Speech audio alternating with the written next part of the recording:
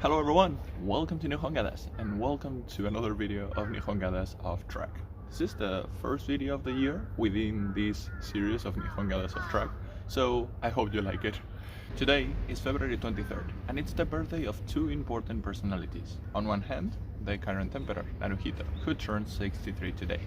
On the other hand, the one whose name can be seen at the title of this video, one of the Tokugawa Shogun. This Tokugawa Shogun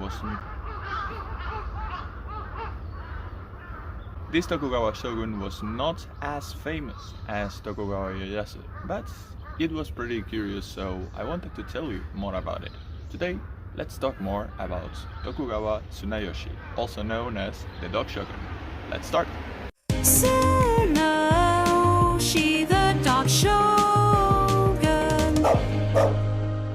First of all, before we start, let me give you a little bit of context, a little bit of genealogy, so that you can understand it better. First of all, we have Tokugawa Ieyasu, the one who started the Edo period in 1603. His son was Hidetada. Hidetada's son was Iemitsu. And Iemitsu had several sons, but we can highlight mainly two. Ietsuna, the elder brother, and Tsunayoshi, the younger brother. So, Iemitsu dies in 1651. At that time, Tsunayoshi was only 5 years old. So, the one ruling is going to be the older brother, Ietsuna. Although Ietsuna was only 10 at that time, but it was still more than Tsunayoshi. So, Ietsuna starts ruling, but since he is so small, he has to rely a lot in counselors, in regents, etc. during most of his life, actually. So, Ietsuna passes away in 1680. That means that from 1681, Tsunayoshi starts ruling. Tsunayoshi is mainly known for the events that gave him the name of the Dog Shogun. I will tell you more later about it. But it was not the only thing. Remember in this channel when we talk about the 47 Ronin, there was a shogun who had to order Asano and the other Ronin to commit seppuku. Who was that shogun? Tsunayoshi. Remember when we talk about Takayama, this wonderful city that had amazing food resources that the shogun decided to put under direct control of the shogunate? Who was that shogun? Tsunayoshi. This Tsunayoshi, unlike his brother Ietsuna, who was always leaning on the regents and counselors' advice, Tsunayoshi, instead of that, relied more on his mother's advice. His mother was called Keishoin, and upon her mother's request, he made this temple called Gokokuji. We are very near to, well, quite near to Ikebukuro station, so it's one quite big temple. I didn't know too much about this temple until last year, I think. So this temple was built by Tsunayoshi following her mom's request. Her mom wanted to build this temple in 1681, the same year when Tsunayoshi started ruling, just to pray for his health, for the son's health. Also, due to her mom's influence, Tsunayoshi becomes a really religious person, especially attached to Confucianism. He decides to promote this Confucianism. Why? It makes a lot of sense. Confucianism was a mindset that reinforced the loyalty to your boss, the loyalty to your government, respect towards your government and the ruling class. Taking into consideration that 1 century before that, we had the Sengoku period where the vassals could overthrow their masters if they become stronger than them, it was very important and a great idea to establish a mindset where the vassals were following the bosses or the masters not only because they were stronger than them, but also because they were the symbol of virtue, of good manners. But the reason why Tsunayoshi is usually known is because of one law, called Shorui Awaremi. This one could be translated as law or edict for the compassion on living things. Okay, so to understand this better, let me give you a little bit of context. At that time, well, things were not very good for the society. Let's say that the sick cattle and horses were abandoned because people could not afford the maintenance cost. Also, the travelers staying at any inn could be kicked out if they were sick, because people didn't want the illness to spread all over. So, also, on the same point, human babies, were also abandoned if they got sick, for example. Why? Well, first of all, sometimes they didn't know what was the cure for the illness, or they could not afford having someone else to feed at home. So there was a lot of babies abandoned or even killed.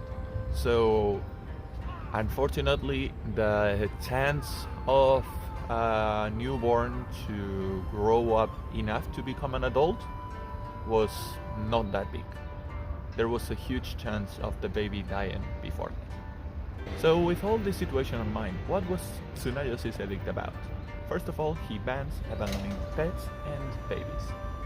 Also, he established how much was the correct amount of weight that the horses should carry, so that they could not have a lot of weight, more than they should. And finally, and especially, he decided to take care of dogs. Probably because he was born in the year of the dog, but he cares a lot about the dogs. He actually bans killing dogs under death penalty. There was one group of citizens who didn't like this measure at all, the samurai, because of two reasons. First of all, this measure was basically putting the samurai's lives and the dogs' lives at the same level. You kill one dog, you get killed. Your life and the dog's life is worth the same. So for the samurai, that means a huge dishonor. And second, the samurai used to have a privilege known as kirisute-gomen. This means they could kill whoever they wanted with little to no backlash. If you want more information, I talk more about it on the Namamugi video. You can take a look at that. But wait, there's more. What happens if we cannot kill the dogs? If the dogs cannot be killed, the population will increase. So there was a lot of stray dogs around the street, but no one fed them, because feeding them could be seen as being responsible for them, and no one wanted to be taking care of dogs. So just in case, since people didn't have enough money to take care of more animals, they decided to not feed them. So there was a lot of stray dogs, every time more and more, the population increasing. But on the same point, those stray dogs were left starving to death because no one wanted to feed them. So that was also against the purpose of the Tsunayoshi's edict. Therefore, Tsunayoshi decides to build for them kennels, dog kennels or shelters, where they could be and they could live properly. Originally, he built two shelters or kennels, one in Yotsuya and one in Okubo. But when the numbers of dogs were increasing so much, he decided to send them to an even bigger kennel, which was in Nakano. The kennel in Nakano could hold even 100,000 dogs. That number, if it doesn't look big enough, let me tell you that the population of Edo at that time was around 1 million people. So basically, the amount of dogs going to that kennel was equal to 1/10 of Edo's population at that time. That's a huge number. These 100,000 dogs were fed daily rice and fish. This rice and fish, where did it come from? It came from the government expenses. And of course, these government expenses, where does it come from? From the tax-paying citizens. As you may know, the taxes were paid before, not with money, but with rice. So the rice that the government received from the citizens was used, a part of it, was destined to go to the kennels for the dogs, as well as fish. In addition, these dogs had to be called Oinu-sama, which was something like Sir Dog, Mr. Dog, a very polite name for a dog. But of course, all the stray dogs that were in the street had to be taken to the kennels. So who was going to take care? Who was going to take all these dogs, search for these dogs everywhere on the streets, and taking them to the kennels? Well, the samurai. So, for one moment, try to picture this. Stay with me on this journey. Imagine those samurai. The samurai were already pissed off that because they couldn't kill dogs, because their lives were as valuable as the dogs' lives for the shogun.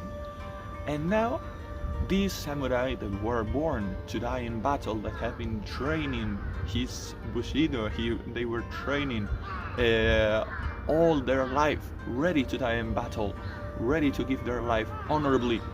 They are told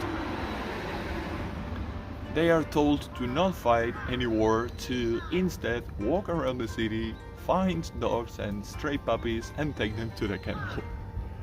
So I would say they were pissed off, to say the least. That's why the samurai came up with this nickname for Tsunayoshi, which was Dog Shogun. Tsunayoshi had no child. Well, I would better say he had no surviving child, because some of his descendants was likely poisoned and killed when they were young. There was some inner fights between the wives, the concubines, the families next to the shogun, so sometimes they decided that the best option was to poison some of the babies. So since Tsunayoshi had no surviving child, the next one after him was his nephew, Tokugawa Ienagu. Tsunayoshi dies in 1709. Actually, he is buried right here next to, well, like 2 minutes away from here.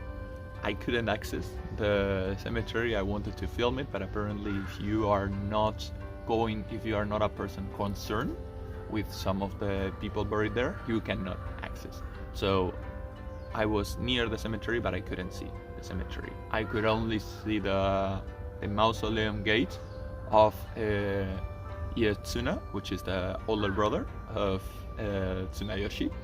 But yes, they are both buried next to Uguisudani Station in the Kaneji Cemetery. But when this Tsunayoshi dies in 1709, his nephew Ienagu starts ruling. From that very year, all these edict for the compassion of living things and all these dog kennels, they get completely destroyed, removed, back to how it was before. So, to sum up, Tsunayoshi had a nice idea, I must say. He wanted to protect the living beings, the dogs, the animals, the babies. He wanted to protect all these living things that usually remain unprotected. So that was good. No one around that period was thinking about it before. But on the other hand, he didn't consider it properly. He didn't consider how could it affect the samurai. He didn't think that all the rice that he wanted to feed the dogs with had to be sent by the population, who was already not in a very good position. So basically it was good that he decided to take that move, to try helping the living things and many animals and babies. But I would say it was not complete, so that's why probably it didn't end up getting consolidated and getting finalized as a nice project in Japan, and was removed as soon as he died.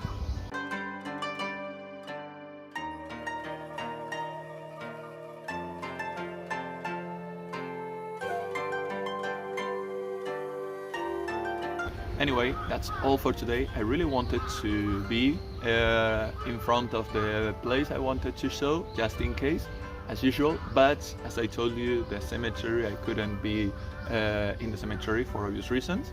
And the kennel was very, well, the remains of the kennel were very noisy, full of cars, so it was impossible.